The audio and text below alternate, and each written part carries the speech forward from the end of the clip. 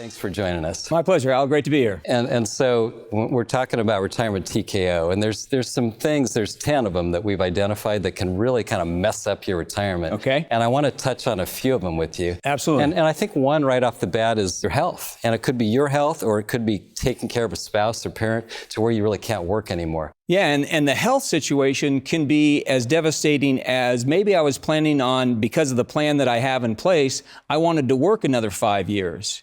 Well, the problem with that is perhaps my employer doesn't want me to work another 5 years, or more importantly, maybe I have a health issue that won't allow me to work 5 years.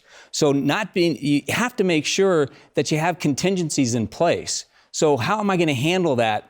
If I have planned on working another 5 years and all of a sudden I get stopped because of health issues, hopefully I have good insurance. Hopefully I have some cash flow backup, cash reserve that I've had set aside to make sure an emergency like this happens, I'm prepared. And the whole idea is looking at things and making sure that you have contingency plans so that when something comes up, I can counterpunch. I can block that hit. Well, very well said. So I think that's right. I mean, I think we got to be planning for these things all along. I mean, you have your plan A, right? Absolutely. But plan B happens, and Life it happens happens frequently. We've seen recent studies that tell us that 50% or more of the people actually stop working sooner than they expected. And as you said, it's health, it's maybe you're obsolete, right? Yeah, absolutely. That's you're not keeping up with or the latest technology. Having to care for somebody, or maybe companies downsizing. Absolutely. One of the ways to try not to be fired due to obsolescence is try to keep up with your craft. Yeah, absolutely. Because a lot of us are in certain trades to where software is constantly changing. And if we're not keeping up with that, guess what? We're going to get left behind. And so you got to make sure you're staying on top of it. As a couple of older guys, that gets harder as you get older. Yeah, a little bit. A little. Okay, good. I like You got to stay on it, though. It's so important.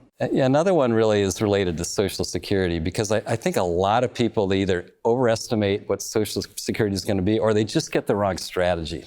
Well, Social Security is such an important piece of the overall plan, because when you look at the plans that you guys mentioned earlier on in the show, to where we assumed what that number of Social Security was going to be, well, that number can vary greatly depending upon whether I decided to take it at 62 or did I delay it till 70. And that can be hundreds of thousands of dollars difference. And if I take it too early, maybe I'm going to deplete my portfolio a lot faster than I need to. Whereas if I could have, especially now with longevity, because we're living so much longer, if I'm going to live a lot longer, I want to delay that Social Security as long as I can so I get that higher paycheck for the rest of my life. Now, of course, if you're 62 and you're not working and you need it, then that's one thing. No. But if there's any way you can delay it, as long as you can, that's probably generally a good thing. Yeah, because, I mean, if you take it, I mean, just to give you a quick example, if I take it at 62, maybe I'm going to get $1,500 a month, whereas if I would have waited till 66, which is my normal retirement age, I might get $2,500.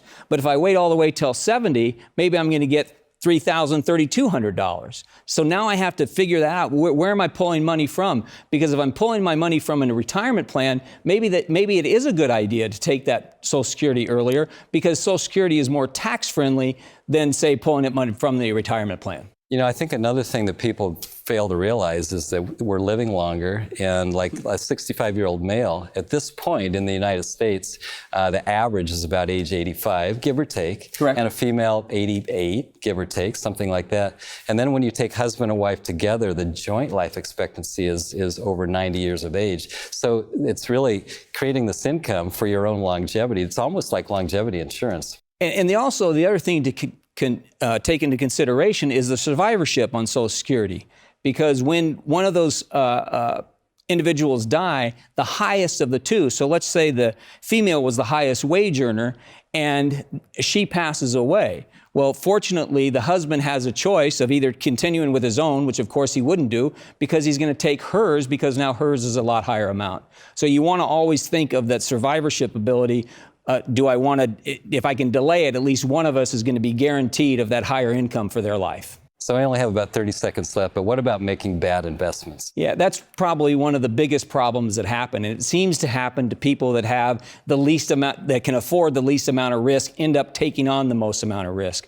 And really what you need to do is figure out what rate of return do I need to generate to make this financial plan work, and then construct a reasonable portfolio that gives you the best opportunity to have that success. Good advice, Jack. Thanks for your words of wisdom. My pleasure.